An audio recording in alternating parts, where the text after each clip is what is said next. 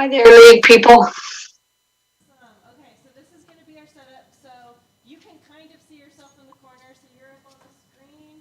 And then, yeah, so then on camera, and you can That see, works. yep, so that's how we're going to do timer. So you'll just see it kind of flash in front of the camera. And then other than that, you'll be able to see the whole panel and the moderator.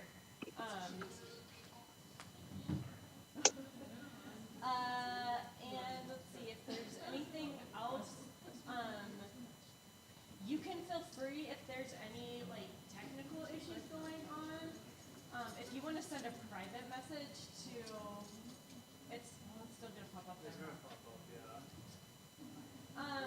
Aaron, I'm gonna give you my phone number. Tell me when you're ready. I'm ready. It's I'm ready. 631-4209.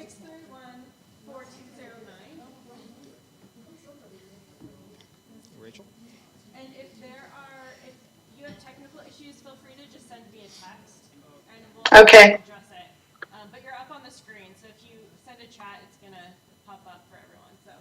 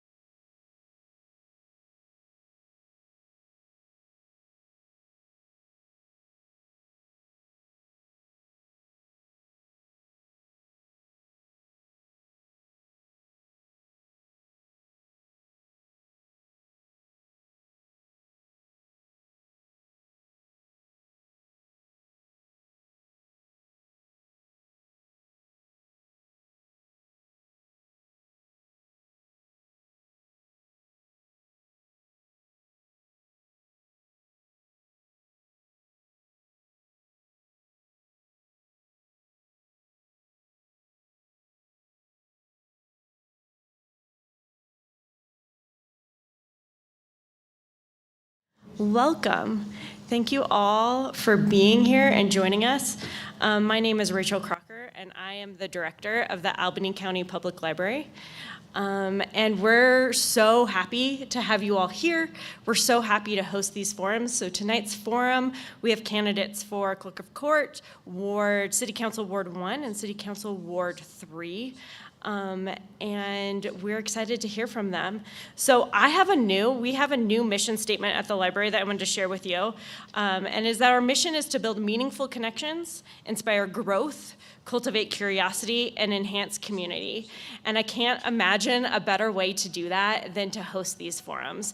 We're proud to partner every year or every 2 years with the League of Women Voters to bring our community together, to ask hard questions, to talk about hard things, and to talk about how to come together and make our community better.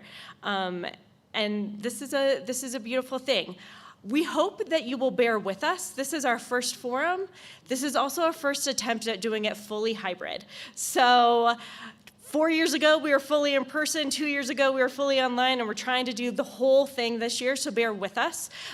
We are live streaming this to YouTube right now, as well as we have some candidates joining us via Zoom. For candidates and the moderator, I will remind you that the mics are really important. So they sort of matter for the people here, but they really matter for online. So if you're not speaking into the mic, the people online will not hear you at all. So please make sure to use the mic. And please, thank you in the audience for bearing with our not perfectly aesthetic setup so that we can have all of our cameras and be able to share this with people in their homes in Laramie. And then this will also be posted online so people can watch it later. Finally, I just want to thank the League of Women Voters for all they do in our community, for their help organizing. A special thanks to Kalyn Brooks, who has done a phenomenal job at pulling all of this together and helping us. Kalyn has done a great job at coordinating all of the forums, all of the candidates, all of the moderators. We really, I think, safe to say that we would not have been able to pull this off without Kalyn's help this year. So Kalyn, thank you for stepping in and stepping up to do this. We really appreciate it. And thanks to Lynn and Al as well for all that you have done to help coordinate. We value so much what the League does. So now it is my pleasure to turn it over to Nancy, who is our state chair for the League of Women Voters, to give us a little more detail about oh wait, I forgot one other detail. So thank you for joining us at 5:30 rather than 7. Normally we had scheduled this for 7, but as you may know, there's another debate that they counter-programmed us. So that if you guys want to hang out, we are in fact gonna pull down our projector and we're just gonna pull up the live stream. So if you wanna hang out and watch that debate and community, you're welcome to do that. And now I will turn it over. Thank you.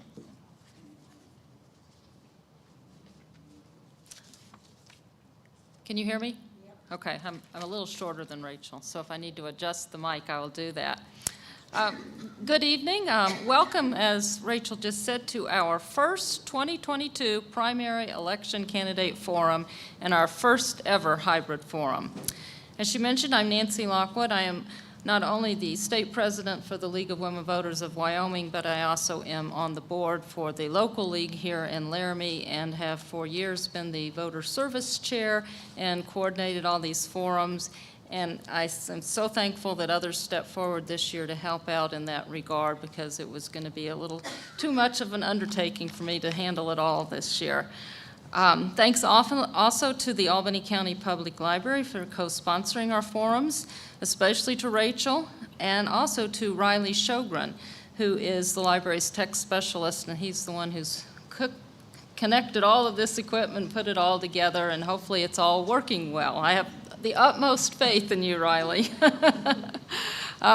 Further thanks to Albany County Public Library for introducing us to Kalyn Brooks. Kalyn, as Rachel mentioned, has been working on our forums. She is an intern for the Laramie League this election season. She is finishing or is still working as an AmeriCorps volunteer. I wasn't sure. Just finished, okay. As an AmeriCorps service volunteer with the United Way of Albany County, and she's worked with the Laramie County, Colorado League of Women Voters as well, so she's got experience in helping out with elections. She graduated with a public service degree, a political science degree, and has a strong interest in voter education. So thank you again, Kalyn. We're really grateful for all your hard work and your experience and expertise that you brought to us. As Rachel mentioned, this evening's forum is for Ward 1 and Ward 3 Laramie City Council candidates, and also for Clerk of District Court candidates. Laramie has 3 city council wards. The Ward 2 candidates have been invited to another forum to be held on July 14 at 7 p.m., and it'll be here at the library. One candidate has filed for the office of Clerk of District Court, Stacy Lamb, a Republican. She is unable to be with us here tonight, but has provided a statement that I will read before we begin the questions for the other candidates. We are live streaming tonight's forum on YouTube, and a recording will be posted of the YouTube on our YouTube channel within the next few days. Or I think, is it going to be on the library's YouTube channel? Was that the decision, Rachel? Okay, on the library's YouTube channel. And links will be provided to that on the website for the library and the website for the League of Women Voters. We begin tonight's forum with some general information about the primary election and the forum procedures. The primary election will be held on Tuesday, August 16. Absentee voting begins tomorrow, July 1, and we do refer to it legally by legislation as absentee voting, but you have to provide no reason for why you need an absentee ballot. So anybody can go in and request an absentee ballot at any time and vote starting tomorrow. You may absentee vote by completing a ballot at the county clerk's office, or you can request an absentee ballot from the county clerk's office through August 15. The county clerk's office needs to receive your completed absentee ballot by August 16. You may also take your absentee ballot to your polling place on Election Day, and if you do that, what they're probably going to do is tear up your absentee ballot and have you vote on the actual ballot at the polling place.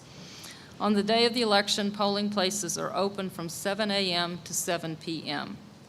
You may register or change your registration now through August 16 at the county clerk's office.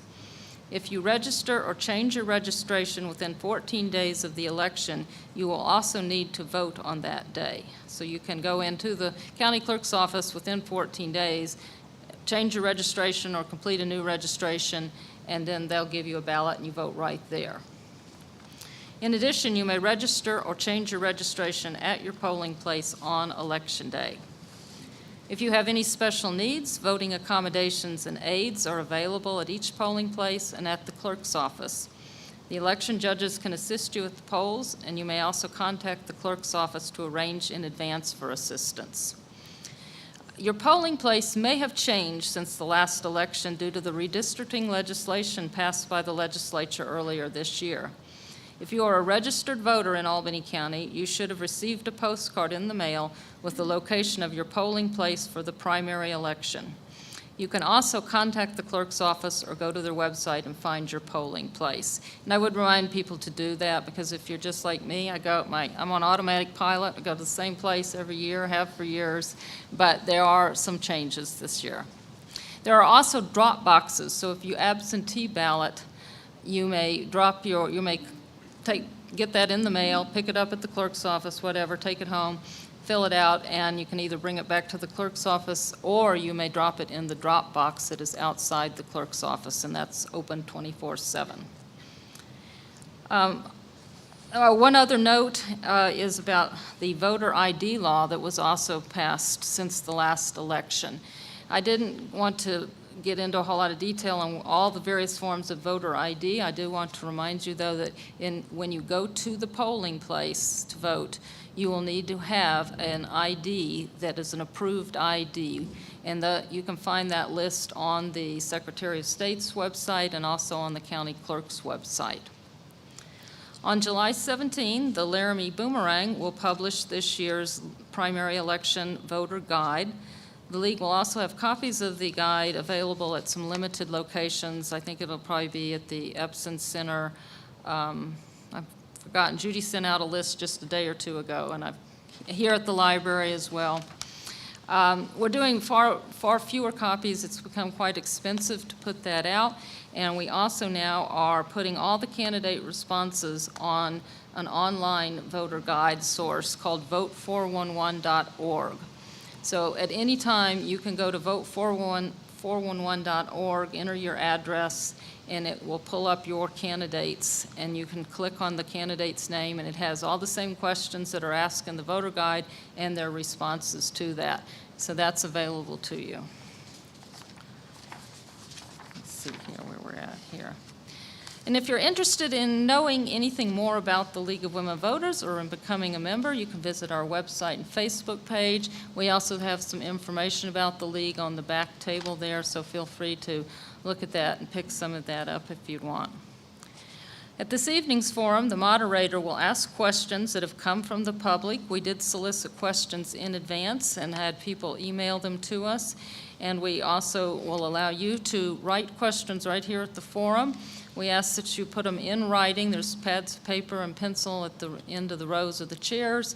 Hold your hand up if you have a question, and someone will collect that from you and bring them up to the moderator. We do vet the questions just a bit so that we can make sure that we kind of sort and put all common questions together so we don't have a lot of repetition in there. The order of responding will be randomized among the candidates, and you will have each candidate will be asked the same questions, and you will have 90 seconds to give your response. And we pretty much dispense with opening statements and closing statements at this time. The moderator may choose to amend that a bit, and that's the moderator's choice. The moderator also can ask follow-up questions if she feels that the audience would benefit from eliciting more information from the candidates. So there's a little flexibility in there. At this point, I'm going to read this statement from Stacy Lamb. Then I will give a chance for any other candidates that are running for office that are not a part of tonight's forum to be able to stand up and give their name and be recognized. And then we'll proceed with introducing our moderator and the questions. So I have Stacy's, here we go. And this came from Stacy Lamb directly. Thank you for the opportunity to submit a statement to read in my absence. I am sorry I cannot be with you tonight. My name is Stacy Lamb, and I'm the Republican candidate for the office of Clerk of District Court. I have worked for Albany County in the Clerk of District Court's office for 31 years. I was appointed as the Clerk of Court in 2019 and elected in 2020. With my years of service, I believe it goes without saying that I love my job and love working for the people of Albany County. I have the historical knowledge vital to an office such as ours. Throughout my tenure, I have been part of the implementation of all electronic case management systems within our office, as well as the child support system and jury management system. My office piloted the newest case management system in 2021 for all district courts in the state of Wyoming. My office will also pilot the e-filing system for all district courts in Wyoming. This is set to commence later this fall. I have an amazing staff with 60-plus years of combined experience. I have a very close working relationship with the Supreme Court staff and with my fellow clerks of district court around the state. I feel these relationships, combined with my experience, make me the best candidate for the office of Clerk of District Court. I would appreciate your vote in the primaries on August 16. Thank you, Stacy Lamb. So if there are other candidates here, I invite you to stand up and give your name and the office you're running for. Do we have others? I know we have a few. I recognize some. I'll start. My name is Brian Schuster. I've been on City Council 20 years. I'm trying to take the next step and head to House District 14. Thank you. Okay. Brandon Newman, run for City Council, so we'll be here in a couple of weeks. Good training here, yeah. And now I'll introduce our moderator for tonight. Dr. Jean Garrison is a professor of political science and international studies at the University of Wyoming and co-director of the Wallop Civic Engagement Program. She was named the College of Arts and Sciences Seibold Professor for 21-22 to advance her work her work on civic engagement, curriculum in the area of national security, and research on global polarization with partners at the Free University of Berlin. She led UW's Community Engagement Initiative from June 2017 to August 2020, first as Special Assistant to the President for Engagement and Founding Director of the Office Engagement and Outreach and UW's Chief Engagement Officer. She is the author of 3 books and numerous peer-reviewed articles, and her research areas focus on American foreign policy, U.S.-China relations, energy security, and civic engagement. She holds a PhD in political science from the University of South Carolina and a BA from the University of Wyoming, also in political science.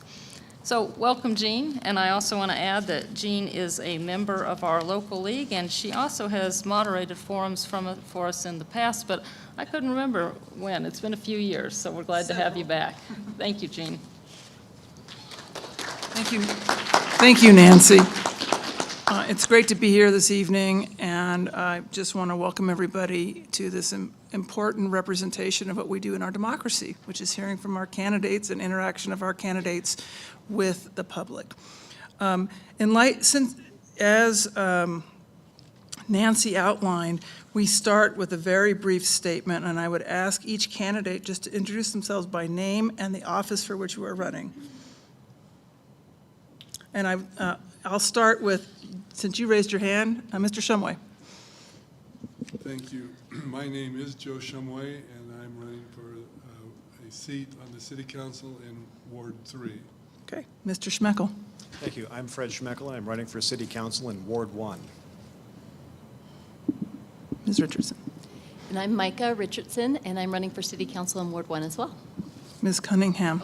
And this is my moment to note that Ms. Cunningham is using an interpreter tonight, so.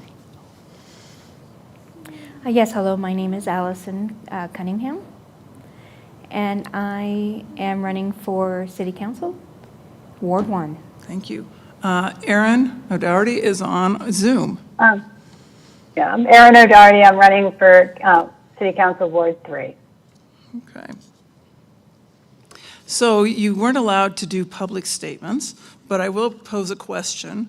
And the first question, you will have 90 seconds to respond, and so you'll be watching Jamie here for the cues. And I will be starting with you, Fred, if I may use first names tonight. What experiences and qualifications and interests do you have that prepare you for this office? So I'd like to start off by thanking the League of Women Voters and the Albany County Public Library for having this evening here. Looks like we're getting some, is this microphone on? So. There we are. I will just get really, really close to it. Good evening. It's a pleasure to be here. I want to thank the League of Women Voters and the Albany County Public Library for having this event this evening. My experiences include 12 years of working at the University of Wyoming, a master's degree in public administration. I am a graduate of Leadership Wyoming, class of 2019. I am a lifelong Wyomingite, or Wyomingian, however you would like to pronounce the word. And I've got a deep affection for this part of the state. I have spent the past 10 months on City Council. I was appointed last August to fill an appointment. I've had some tremendous experiences engaging with the community and working towards developing some larger projects here in Laramie that are going to help secure our future. It's been an honor to serve, and I look forward to hoping to have more. Ms. Richardson. All right, thank you. League of Women Voters and Albany County Public Library as well. I actually came to this, or started running not with the intention that I would ever run. And so really my qualifications, I think, are just a huge curiosity for what's happening in Laramie and a love for Laramie. I have found that as issues arise and we are faced with just the challenges and amazing things about this community, I find myself looking for answers. And I work at the Wyoming Community Foundation, and there we have to always look for partners and connect people and look at how other communities are doing things and try to solve problems in a way that is unique and open and brings a number of different ideas to the table. And so I hope that I can bring the same thing to this position if I were to be elected. I think the other piece that I come back to with not really being a person who I consider political is that I think having those conversations, those civil conversations with each other is incredibly important, and that is something I would also bring. Okay, Ms. Richardson, I'm sorry, Ms. Cunningham.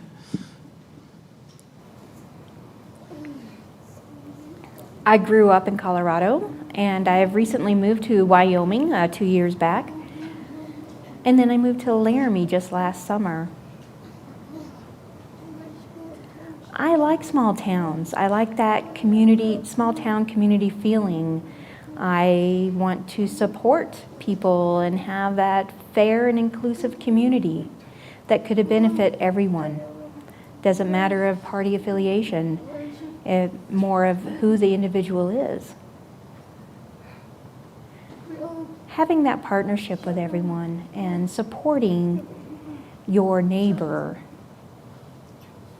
is vital. And I want to share that not long after I moved to Laramie, a friend of mine at church encouraged me to run for the Laramie County's Advising Commission for People with Disabilities. I applied, I interviewed, and I was appointed. I am the first deaf appointee for the LACD. And so basically I have been a member of the Albany County City Council because of that position. So I would like to be able to represent those groups. Thank you. Okay, Ms. O'Doherty. Aaron. Hi, I'm here. So my background is I've served on city council for 3.5 years now. My background is in science. I have a PhD in ecology, and I found that it has been helpful in city council because of the research background. I do my homework and learn about every issue we discuss, and I feel like I've brought a lot in terms of environmental science and climate change and things like that. So also I have background in construction. I built my own house with my own hands with my husband. And so I know a lot of the different things that affect construction. That's it. Thanks. Mr. Shumway. Thank you, Jean. Also, I would like to thank the Albany County Public Library and the League of Women Voters. My background is I've served on the city council for several years. I've served two terms as mayor, and enjoyed very much the service that I did with that. I've served on about 20 different committees, commissions, and boards. Currently, I'm serving in the community on the board for ARC, the board of directors for ARC, the board of directors for developmental daycare, also the board of directors for Interfaith. And I feel like my involvement in working with people in the community and my experience on the council and my terms as mayor has helped me prepare for another term, and I look forward to new opportunities and new challenges that may come. Okay. Thank you very much. So this next question, I'm trying to do this in order here. I'm going to start with you, Ms. Richardson. Okay. And I'm combining two questions. And let me just remind you, anybody who wants to submit a question, please write it down and raise your hand, and it will be brought forward. I'm combining two. This focuses on economic development in Laramie. What can we do to recruit more companies to Laramie? And the second part of the question is, in light of the challenges in attracting new businesses to Laramie, how should the city interact with economic development entities? Great, thank you. My feeling on economic development is that so much of it really stems around our housing issue. As I've talked with people and learned about businesses being interested in coming to Laramie and then not ending up here, oftentimes it has fallen on the idea that there is not enough housing, one, and the housing that is here isn't affordable. That is a real issue if we are going to get businesses here and keep them here. We have a wonderful community. It's a very livable community. We have a great downtown. We have access to the outdoors. But until we can really think about that, what's been thinking about, but until we can really start to solve that in a meaningful way, that's going to be difficult to entice any business to come here. In terms of working with economic development, was that the second part of the question? Yeah. Sorry. I think there are entities here in town who have a lot of expertise in that area. I would certainly reach out to those folks. I think, again, going back to what we do have and promoting what we do have in a positive manner is helpful. We have, our downtown has received some really wonderful accolades for its livability and for the great resource that it is. But it's bigger than just having a really lovely place to come visit, right? We have to be able to keep people here by having that housing available. Mr. Schmeckel. Can I get about 12 minutes to answer this one, please? Kidding. I will say that I feel that economic development is a complex topic that takes multiple approaches at once. We can't just focus on one single issue. When it comes to recruiting companies to communities, I think that that's something that we really have to consider really hard these days. For example, the Weatherby expansion up in Sheridan is an entirely successful program that brought 90 jobs to Sheridan, but it cost $12.5 million. It's $140,000 per job. We have an incredible resource here in Laramie that is the University of Wyoming, where we can do some incredible technology development, have incredibly engaged young people that want to strive out on their own and make their own opportunities here. And I think that we really have to focus on getting them to engage and making an environment here where they want to stay and grow their companies. I think it's incredibly vital that we do that. Housing is an issue. It's one of many issues. I think that Laramie is poised to really grow better than any other community in Wyoming with our young people, and to stop sending our money that we've spent on educating these kids out of state afterwards. Okay. Mr. Shumway. Thank you. I believe it's vitally important that the City Council and staff work very closely with the groups that are doing this right. Now, I will say this, Fred Schmeckel has worked with the university and developed and brought a lot of business to this city, and I appreciate the work that he's done there. Also, Brad Enzi, the president and CEO of the Laramie Chamber Business Alliance, has brought a huge enthusiasm to Laramie to bring new businesses here. When we make decisions on the City Council, we must be business friendly. We must make decisions that would invite people to come and stay. We must do things that will keep the young graduates from the University of Wyoming interested in staying here with jobs that will build their future and our future together. Ms. O'Doherty. Yeah, I agree with Mr. Schmeckel about I'd rather see homegrown businesses and try to keep the people that are here rather than educate our youth and send them off. And I think part of that is making people feel welcome. And I feel like Laramie does a pretty good job of that we have a diverse community and we welcome that. And so I would like to see us recruit companies that have the same goal that council does, and that's to reduce greenhouse gas emissions. So I would like us to have, to try to do more to reduce greenhouse gases, and also as far as working with the Chamber Business Alliance and the downtown or the Main Street people, I think we have pretty good partnerships, and I'd want to keep that. Thanks. Ms. Cunningham, 90 seconds.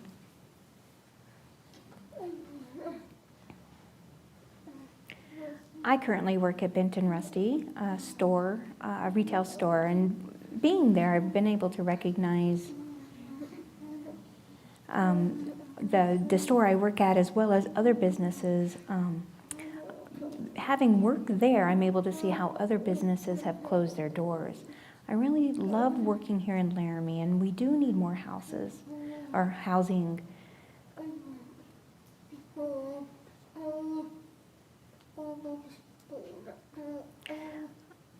Another issue that we've experienced is a reduction in workload. You know, I've had a reduction in hours myself, and people in our community are experiencing those similar concerns. And so we need to take care of the people, those who are visiting Laramie. We need to make sure that our small businesses receive this support so that they can keep their doors open. Because if the business is closed, then there won't be jobs for those individuals who do wish to move here. Okay, thank you. The next question focuses, is somewhat related. And I will be, beginning with you, Mr. Schmeckel. What infrastructure projects would you prioritize for the city of Laramie and why? So at the moment, I think we have to really put a pause on a lot of our consideration for what these infrastructure projects are going to look like for most of what we're doing, given the incredible changes in our economy that are going on right now. There are indicators that things are improving, but with increased materials cost, with increased projects going on across the country, we need to see what funding's actually available and what it's for.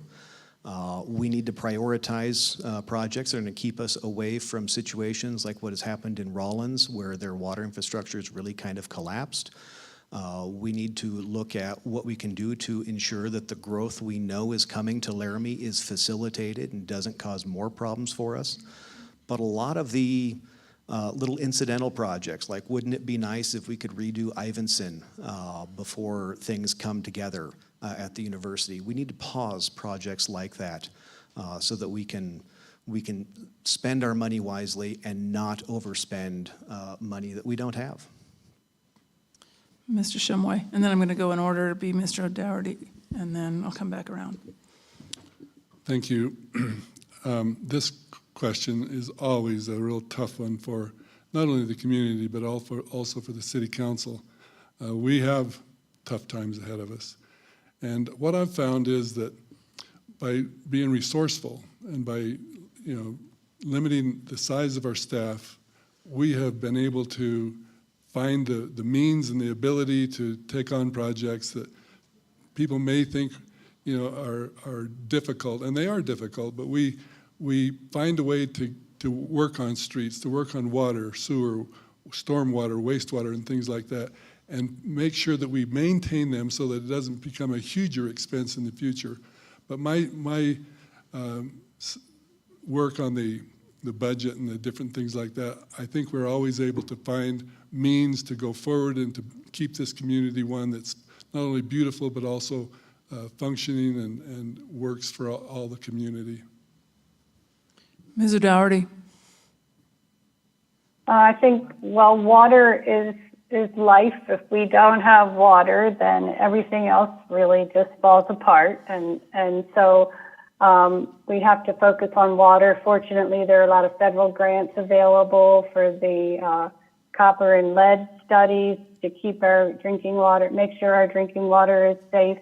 And the city is doing that, like starting with water whenever there's a road replacement, like on 3rd Street, working on the infrastructure underneath first before, just paving streets. So I think the city's pretty good about prioritizing that.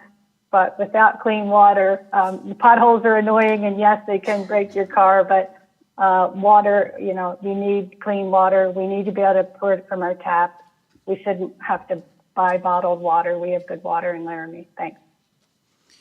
Ms. Cunningham.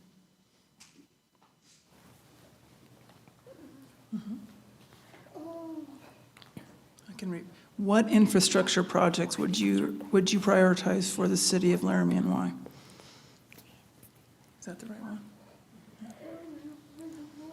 Well, I believe that water projects, street projects, they're important to have safe travel for our community to prevent accidents. For example, last summer, East Grand Avenue near Walmart, the ramp to I-80 was under construction.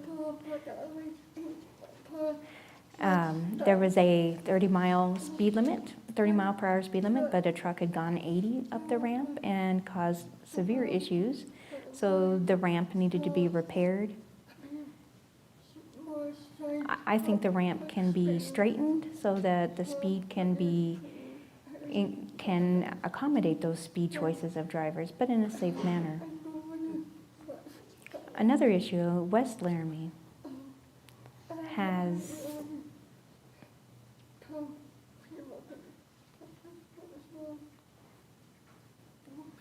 there's a large community there, of residential individuals or those who wish to go and eat at restaurants in the area. The traffic is congested and it's dangerous. It's dangerous to turn left. And so. Okay, stop. Okay. Okay. Ms. Richardson? Infrastructure is, as some other people have noted, a bit complicated. I had a conversation the other day with someone at the city, and it was really impressive for me to hear how they are thinking about this. So, if they are tackling projects, it is tackling projects together. So they're thinking about the pipes, the roads, the sidewalks all at once in order to help save some of those dollars. As Fred noted, costs are increasing substantially, and the price of that North Water Tower is far higher than they thought it would be. So I think there is some legitimacy to really looking at what we're doing and saying, okay, what of these projects we need to push pause on, and which ones can we move forward with? One thing, though, that I have come to realize is that there is no longer a grant writer at the city. And I think that is a really big piece that's missing. I think there are probably some dollars on the table that other staff people are trying to kind of round up, and if there was a dedicated person who was able to look for that funding and write some grants to get those dollars in, that might be really beneficial as well. Water, as has also been mentioned, I'm just gonna repeat what everybody else said apparently, is incredibly important, and I so appreciate the work that the county and city together are doing to look at the Aquifer Protection Plan and make sure that we have those water sources for that expansion moving north, and really thinking about the river, the aquifer, all of that together as a unit, and so that's where I would land. Thank you. Mr. Schmeck, we started with you on that question, didn't we? Okay, this question will start with Mr. Shumway and then go to Ms. O'Doherty and then come down the line. Moving into a section where there are a few very somewhat specific questions. How would you address property owners' concerns when zoning changes are proposed? Thank you.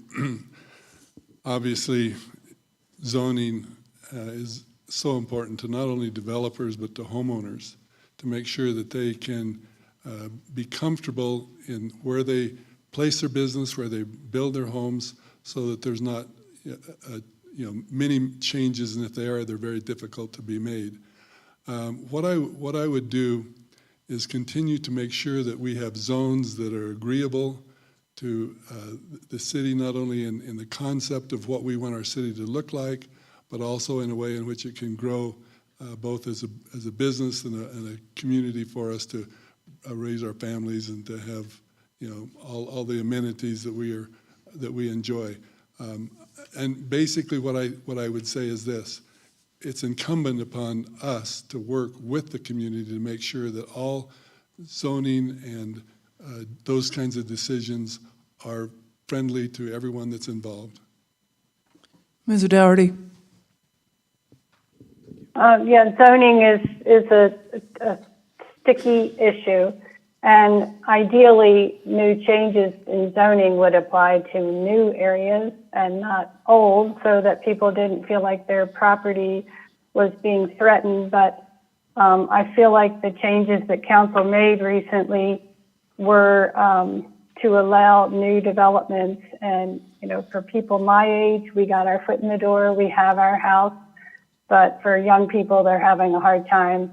Even professional couples have a hard time even finding an affordable house. So I feel like we have this process with the many weeks and the zoning and the planning board, but I guess we need to be better about advertising. But we, there aren't that many venues to know that people are getting the information, unfortunately. Thank you. Thank you. Ms. Cunningham. Would you mind repeating the question, please? Not at all. How would you address property owners' concerns when zoning changes are proposed?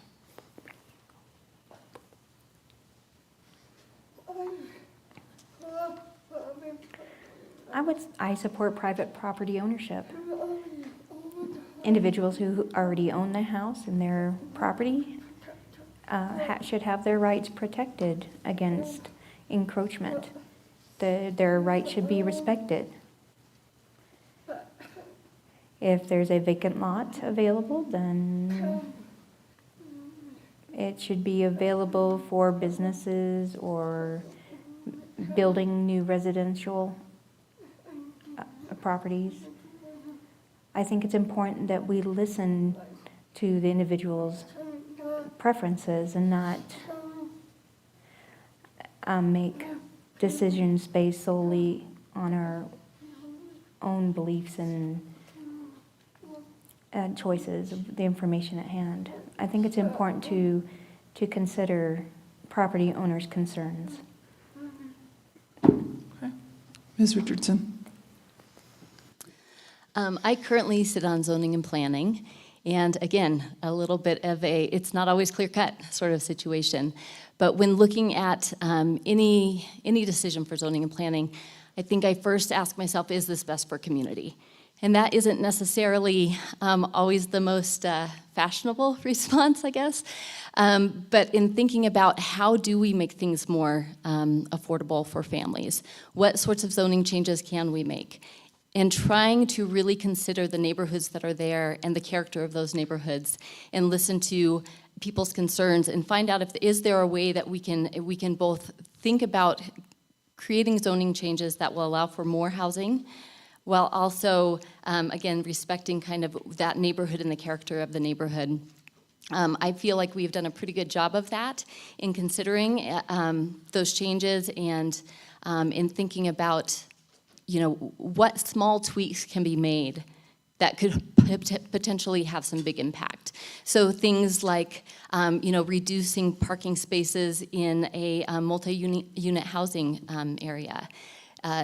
Doesn't always, make people super excited to think that there's going to be a few less parking spaces, but if that means a few more people can have a more affordable place to live, then in my perspective, that's probably the route we need to go.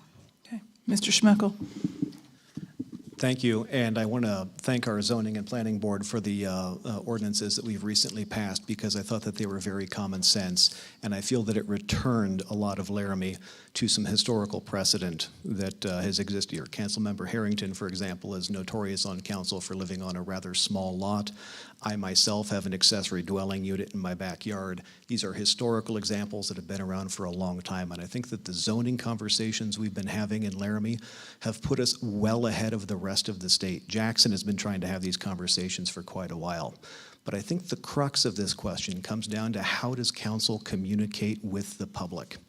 And I think that as we're seeing changes in how our community is engaging with information, changing how council is engaging with each other through our meetings, I think that there are areas where we can improve and that this situation's really being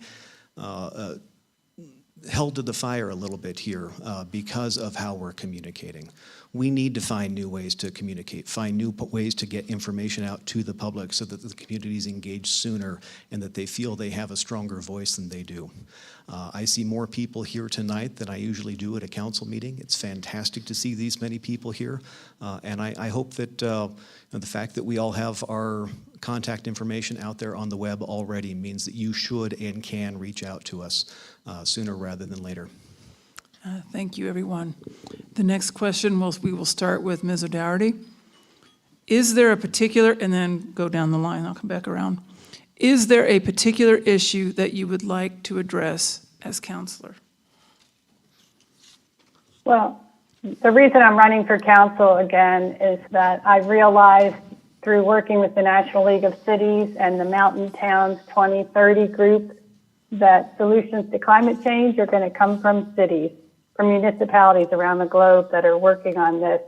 And so I thought about, what I've done with my life and where I've made the most difference, and I realized on City Council, because we've set goals to reduce our carbon emissions, and we're making serious strides in that direction. And I've also, pushed for more recycling, and we have glass recycling now, and I'm very proud of that. So that's enough. Thanks.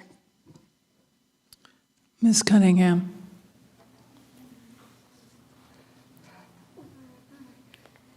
I'm running for City Council because being involved with the LECD has provided me the opportunities of learning what I can do for the people in Laramie, how I can support them.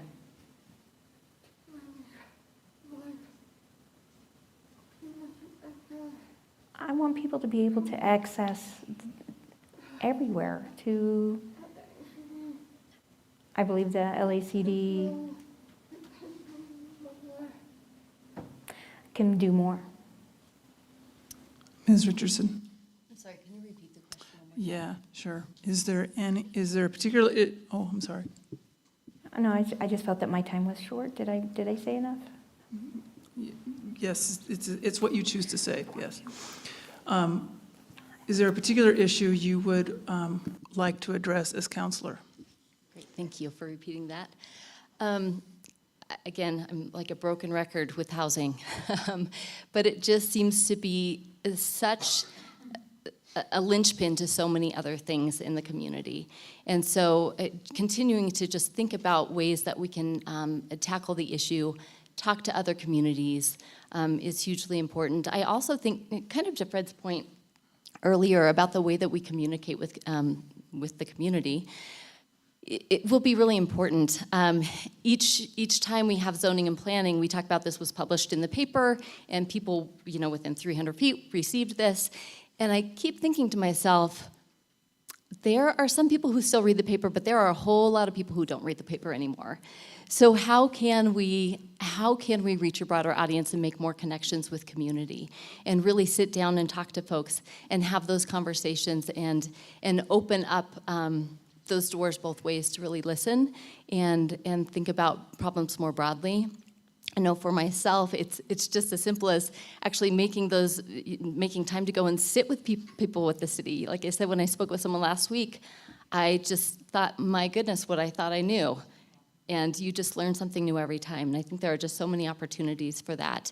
We have a lot of experts in this community, both in the university and at the city level, and really tapping into those resources and trying to find out more of what we don't know is going to be, for me, going to be important in the position. Mr. Schmeckel.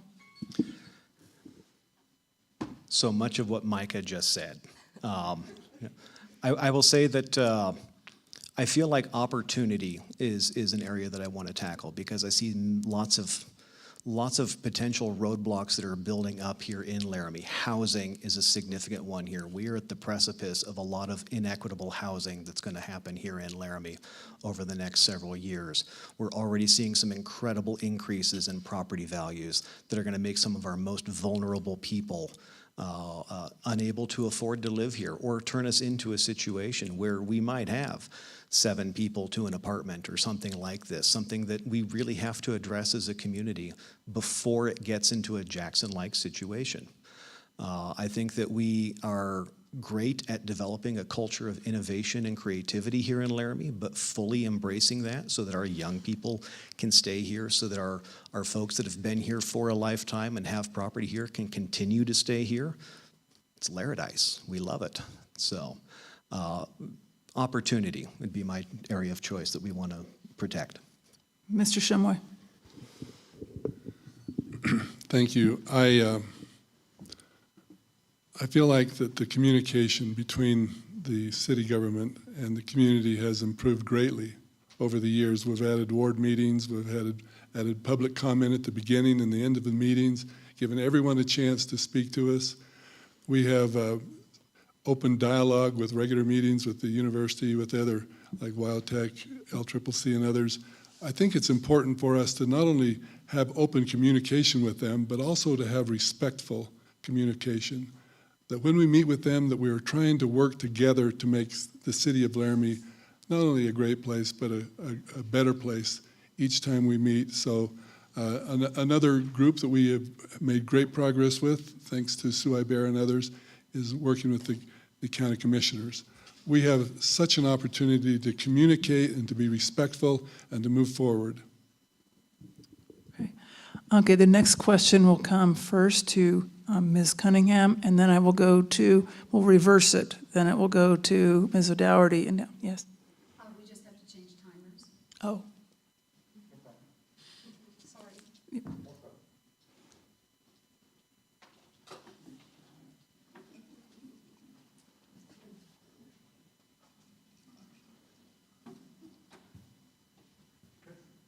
Ready? Okay, thank you. I'll repeat that this next question, we will start with Ms. Cunningham, and then it will go to Aaron O'Dougherty and Mr. Shumway and down. Should the City Council adopt anything new regarding the training for the Laramie Police Department?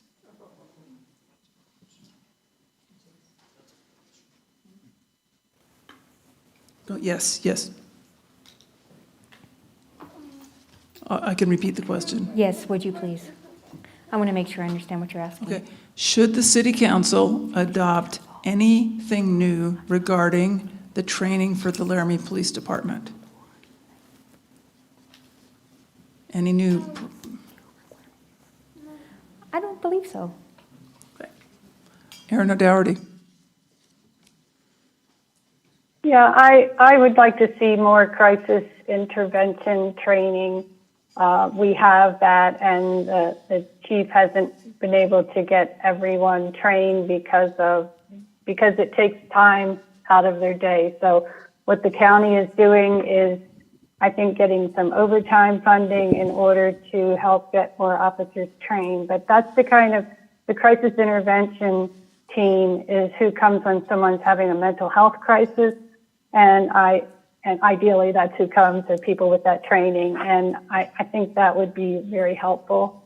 And the chief is doing bias, like anti-bias training, and I think that's important too. Thanks. Okay. Mr. Shumway. Thank you. I have served on national committees on policing and public safety, and not only at the national level, where I was chair of the small cities group with that study, but also with the state and with the community. I've worked closely with our police department, and also I know right now that we have the ad hoc committee with the working of the community relations and policing for our community. I've served on the Civil Service Commission, I've served on other ad hoc committees on alcohol and other things, and I feel like that what we have done is we have opened up a dialogue that is so important, and I feel like that there is a desire to have cooperation, not only between the police department, but the city council and the community, and to have reasonable and open dialogue. So do we need something new? If we do, I'll listen. I think we have enough right now on our plate that we can probably work with what we have.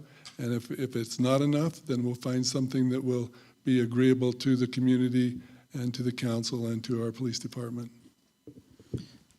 And Mr. Schmeckel. Thank you. I'm going to echo Councilmember O'Dougherty here in that we need more crisis training. I know that we've approved some mental health measures that the chief has asked for. I think that our police department in general has been a pretty good leader in a lot of areas, such as having body cameras 10 years before they were required by law in situations like that. One area that I think we haven't yet addressed where we need new training, I think we need to go after human trafficking more, which we know is in every zip code in the nation. There are resources out there. The average human trafficking victim is seen by an emergency room 17 times before they're identified. Imagine the difference in that person's life if they were caught the first time because a first responder was well trained to go after something, let alone the savings to that hospital and therefore the community to make it happen. So that's one thing I'd like to see more of. Ms. Richardson. I agree with a lot of what's been said. I think that crisis intervention training is important. I also think that ACEs training, adverse childhood experiences, which really impacts not only youth, but then youth as adults later, and mental health, and then just later trauma, things like that, which would be really an incredible training, I think, for the police officers. I also have concerns about the mental health of our police officers. They are in a very high-stress position. And I think we think very much about the community relations, and I think that's incredibly important, and I think they need to be trained on things like crisis intervention and understanding we have so much more knowledge about mental health, and that often those who are interacting with police, there are more underlying issues, but we also need to think about those police officers themselves. Are they getting the resources they need to take care of themselves mentally as well in such a stressful position? Okay. Ms. Richardson, I'll start with you, so you're in the hot seat again, and I'll keep going in a clockwise circle. What is your opinion of the ballot measure we will vote on in November that will allow municipalities to invest in stocks and other financial tools? That is an interesting question. I will have to look into this more. Initially, I think it's a good idea. The more that we can diversify funding and try to get more income into the city, that's my initial response to that. However, I would definitely need to look into that more and talk to some experts and get some other opinions for people who are in the financial world and do investing, and see if it's been done in other communities, and see, what have been the repercussions or the benefits from that. So unfortunately, I have a very wishy-washy answer because I'm not sure. Ms. Cunningham. I'll repeat the question. What is your opinion of the ballot measure we will vote on in November that will allow municipalities to invest in stocks and other financial tools? I'm not sure if I fully understand the question. I don't know a lot about stock investments. I don't have any experience with that. Okay. Although, I'm not sure if city council should be involved in those kind of decisions.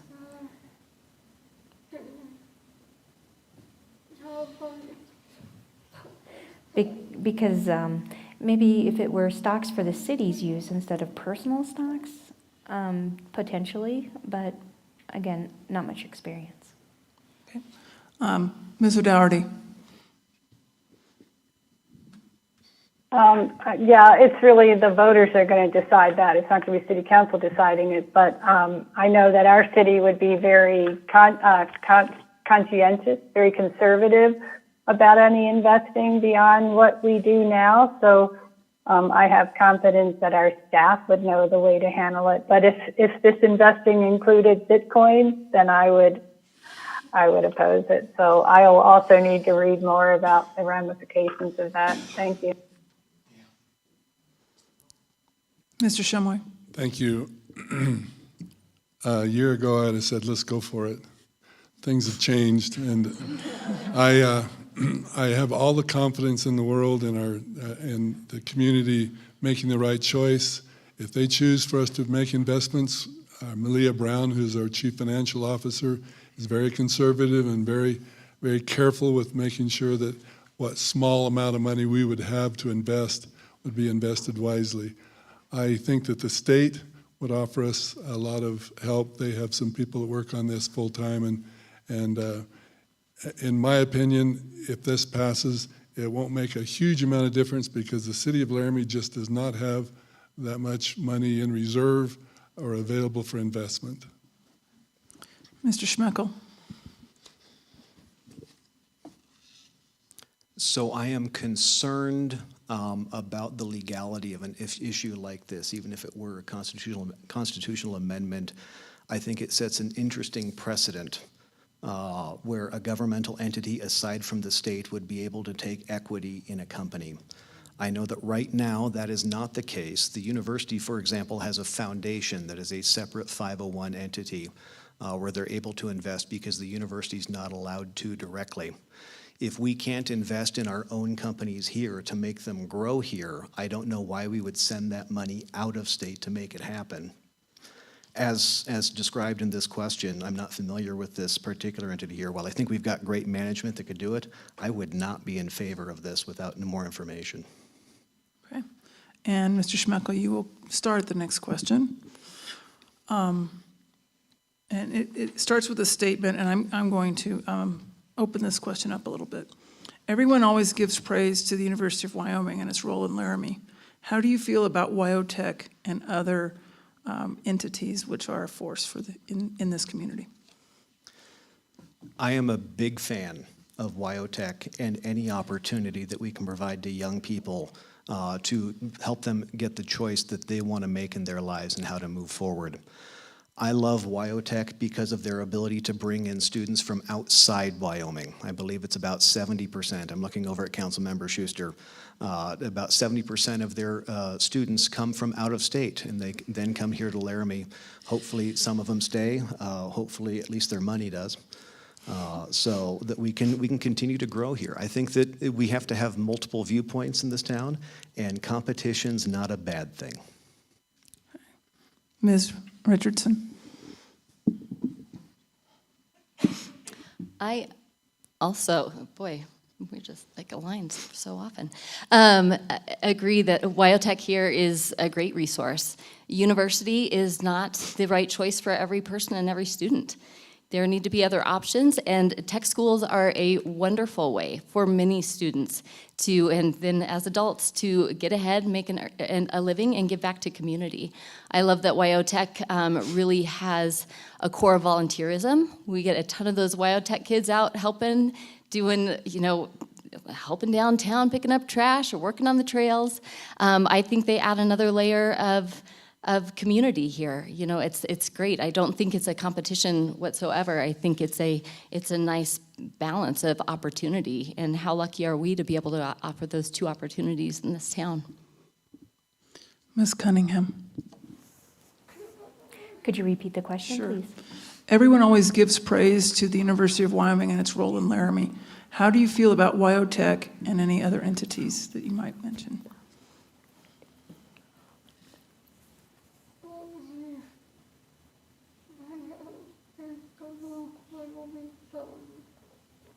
Honestly, those students who come to Wyotech are unfamiliar with the values of Wyoming living. So I just feel that when individuals come, they need to learn and adopt our values here. But it happens in other states as well. People move in, they move out. I feel that it's important to respect the local community if you're choosing to live here.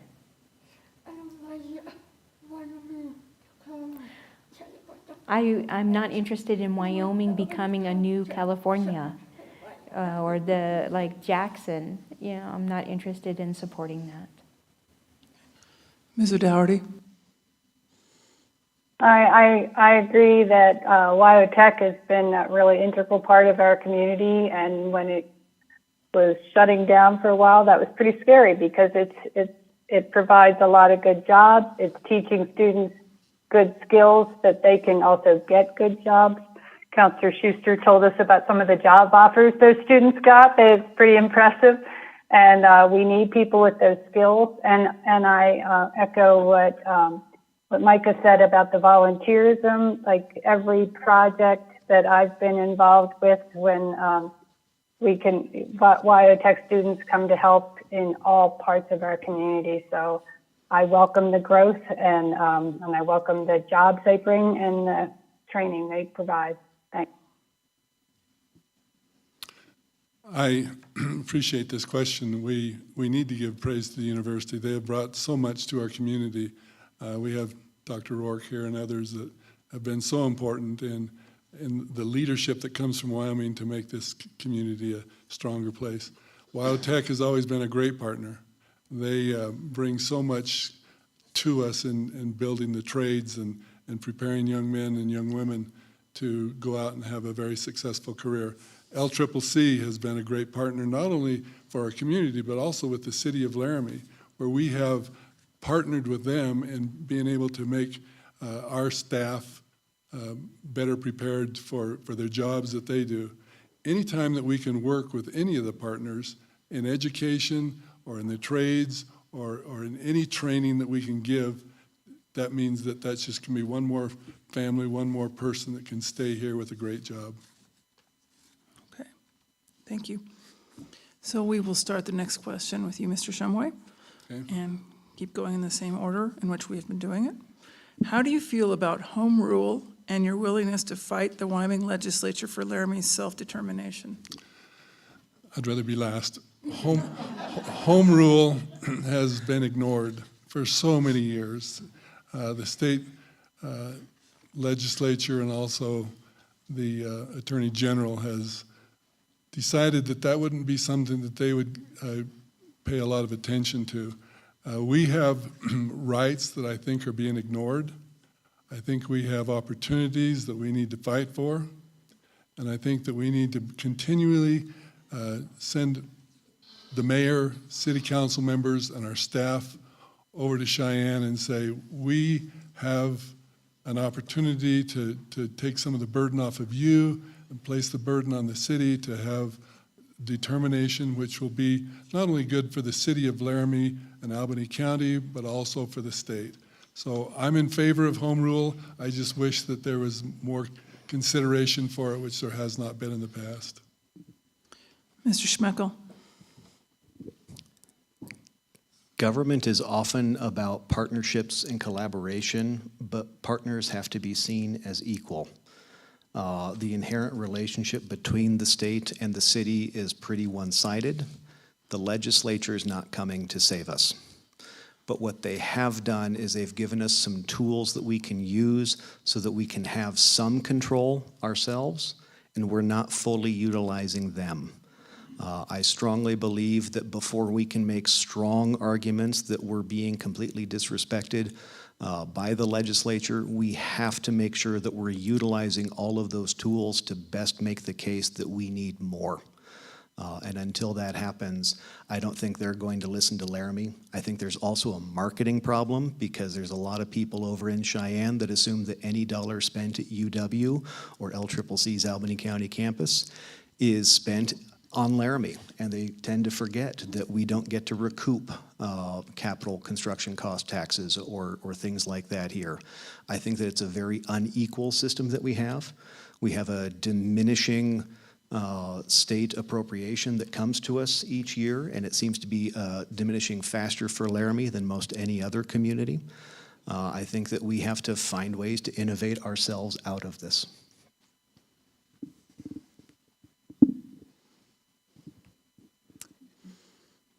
So the idea of those kind of diminishing returns and those cuts that we continue to see at the state level, they're also happen, or at the city level, are also happening at the state level. And so while we are concerned about it here, they are also concerned about it there, or kind of going back and forth at that level as well. I think back to the point Mr. Shumway was saying, that the open communication in continuing to show that we are listening and we see what's going on at the state level can help impact what can happen here at the city level as well. There are overlaps in a lot of instances, and seeing where those overlaps are, seeing where, with the funds that we have, with the allocations that we have, what are we missing out on that's on the table? And how can we think about that more broadly And can we start those conversations with our legislators to just open up that idea of what are we getting, what should we be getting, and how can we better work together at that city, county, and state level to ensure that we are working for all of our community members. So less of a line between, well, that's what the state's doing, this is what the city should be doing. Where are those overlaps? They're not always, I mean, some things are very concrete, black and white. There aren't going to be overlaps, but there's certainly room for communication to think about how we can all work to best benefit Laramie. It's complicated, I think. It's not real clear. Ms. Cunningham? Could you repeat Yes, the of course. question, please? How I'm getting distracted in their comments. How do you feel about home rule and your willingness to fight the Wyoming legislature for Laramie's self-determination?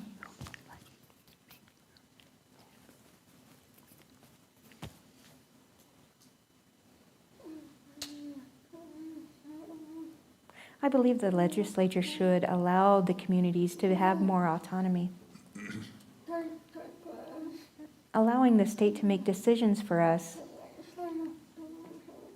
Many of those legislators don't live in Laramie, so how do they know what is good for us? We live here. We know what's best for us. And therefore, the legislature should let us live here and let the community make decisions for ourselves. Thank you. Ms. O'Dougherty? Yeah, I don't really want to fight the legislature. I want home rule, but I don't want to go in fighting because they hold all the cards. So we haven't found it very productive. But we need to elect people that'll stand up for Laramie, and you know, we seem to be on the losing end with the water issue, and so we need to keep standing up for Laramie and our water and what the people in Laramie need. And I would like to remind the legislature that the not having income from a lot of that university property means that we still provide services and we don't have a way to recoup that money. So I don't know. I don't want to fight, but I would like to, I am happy to testify, like the 25 kilowatt rule for solar panels. That's really nothing compared to our energy use. And if we could put on more photovoltaics, we could provide more of our energy and reduce our costs. Thank you. Okay. And this next question will start with you, Ms. O'Dougherty. Your thought about this.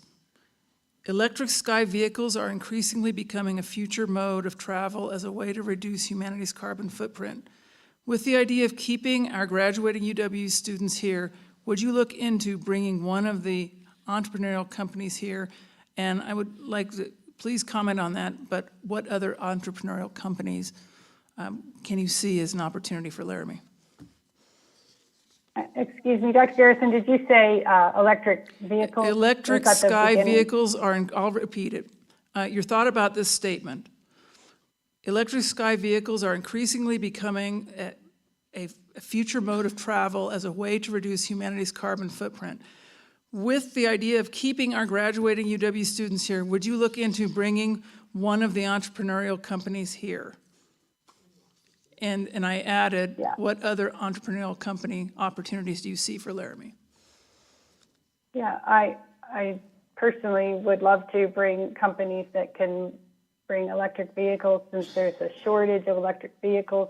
There's a shortage of charging stations. But if you think about when gasoline cars started, it was something like less than a decade where you could go from coast to coast in a gasoline vehicle. So it's doable.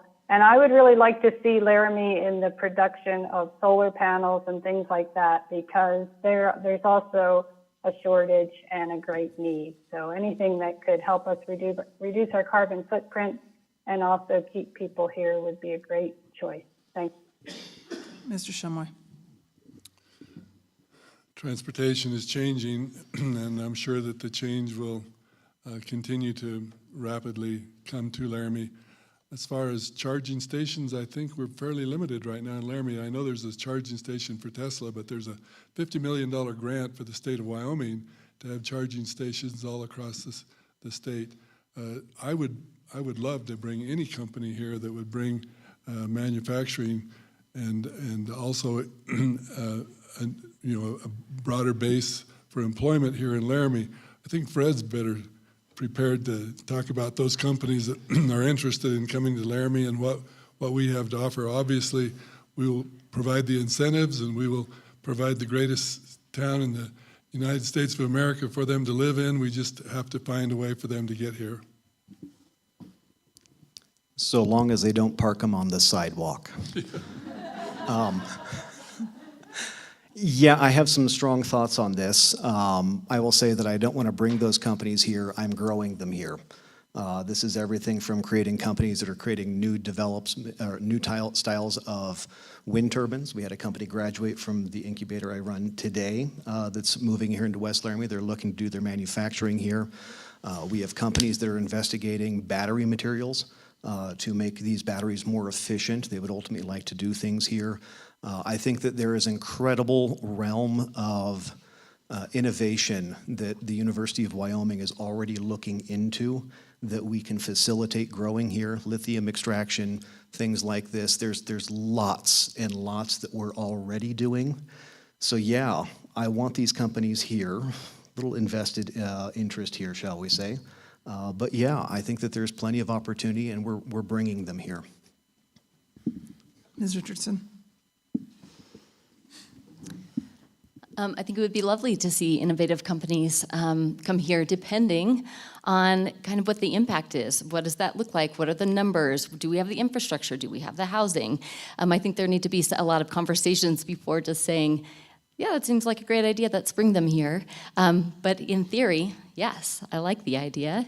And I appreciate that the business incubator is here and that we can try to keep these wonderful ideas right here in Laramie and support that work. Innovation is what's going to continue to grow this town, and I think we are uniquely spaced in that we aren't so reliant on the fossil fuel industry. So we perhaps are a little bit more open to some of these entrepreneurial things than some other areas of the state are, and so, yeah. Oh, sorry, I keep trying to pass that. Could you repeat the question? Yeah, absolutely. Your thought about this statement, electric sky, SKY, vehicles are increasingly becoming a future mode of travel as a way to reduce humanity's carbon footprint. With the idea of keeping our graduating UW students here, would you look into bringing one of the entrepreneurial companies here, or what type, secondarily, what type of entrepreneurial companies would you want to attract to Laramie?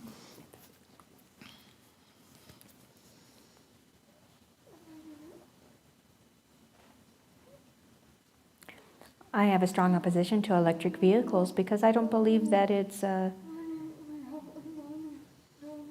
with the weather and the environment that we live in. I feel that if we convert to full electronic ignitions, that they wouldn't be functioning vehicles, similar to recent incidences in Texas where the vehicles were frozen in an ice storm, or the wind turbines because of the ice buildup. I think we might have a similar issue with those electric vehicles. Okay. We have time for one more question, and this will be 60-second response. It's only 60 seconds for this response. And I'm going to start with you, Mr. Schmeckel. What is one opportunity or barrier to Laramie's future prosperity that you believe needs immediate attention? Housing.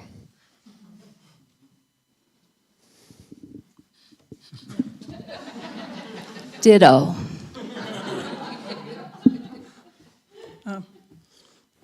Ms. Cunningham, what is one? I'm a little confused about the question? Yeah. Okay. What are you asking? The question is, what is one opportunity or barrier that you believe needs immediate attention for Laramie's prosperity that you would address?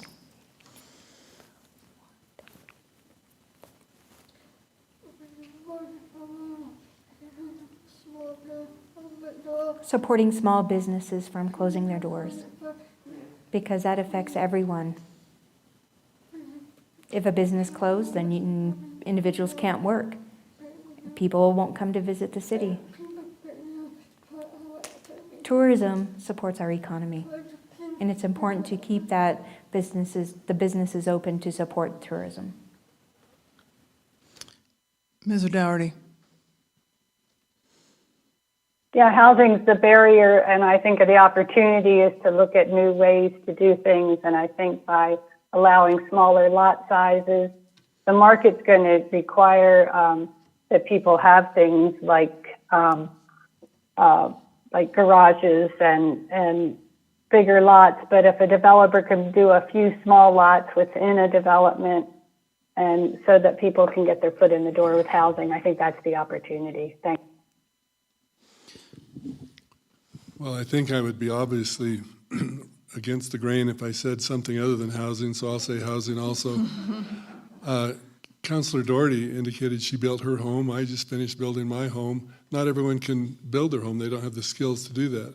But the one thing that we can do is we can find ways in which we can make the contractors and the subcontractors and all of those be able to have what they do streamlined by the city with our planning office and others to make sure that housing projects go through very, very smoothly, and that we can find ways to introduce this, housing opportunities to our city. And that concludes our questions for tonight, but first of all, I want to thank all of you for coming before the Laramie community and answering their questions. And I'd like to turn this back over to Nancy Lockwood, who has some information for us. And I want to say that I didn't get to everybody's questions, but I did try to do as many as possible. And I invite you to, I think most people will stay, and perhaps you can, if your question was not asked, please feel free to address it specifically to our candidates. Thank you, Jean. And we do hold on to those questions. There is another election in November. Some of you will be returning for that. So we'll have another opportunity probably to ask those questions. I'll try to be quick here. I know some people want to get out or stay. That's one of the questions. The U.S. House of Representative candidate debate starts at 7, and we have the opportunity that the library has given us to watch it here. If you want to stay, if there's interest, I guess I'd like a kind of a show of hands so we know if we should get started in gearing that up, if people are interested in staying. I see 1, 2, 3. I see some people, so I think we will do that. Typically, we would end this with just conversation with the candidates for 20 or 30 minutes, but I think we're going to move into that. It also saves you having to pick up your chairs right away, too. Do we have a place, Rachel, if people do want to visit that aren't staying, that they could do that? Yeah, I'm going to shut the doors, but then I'll lift the garage door so people can kind of mingle, and I'll be around. Okay. So real quickly here, the few things I failed to mention at the start. You can tell it's been 4 years since we've had an in-person candidate forum. I feel a little rusty. We did have a third candidate for Ward 3 that was not here tonight, and that was Eric Waltkamp.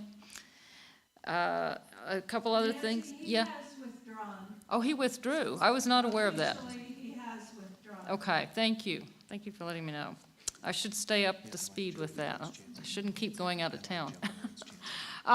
Also, a couple places, there are QR codes now where you can access some of this information, and we have them if you want to take pictures with them on your phones. There's a QR code for Vote 411, and that's where you can collect all the candidate responses for all the races. For the candidates that have responded and turned those in. They are posted there, and the candidates are allowed to edit those if they want, so they may change. So you could get some fresh information off of that even after the official voter guide is published by the Boomerang. Also on the back table is a QR code for accessing the voter ID information, so you know what you need to bring with you to the polls to verify your identification.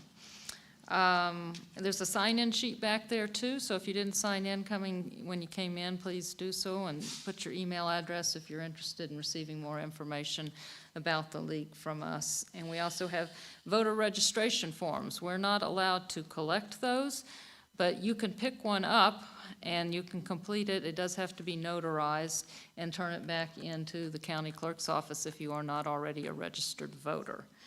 And with that, I think we'll wrap up and try to get going here so we can hear from our U.S. House of Representative candidates.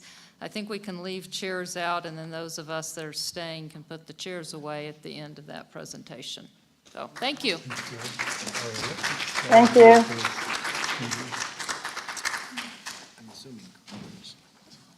Also, 5 more forums coming up as an FYI, so check your websites and the news.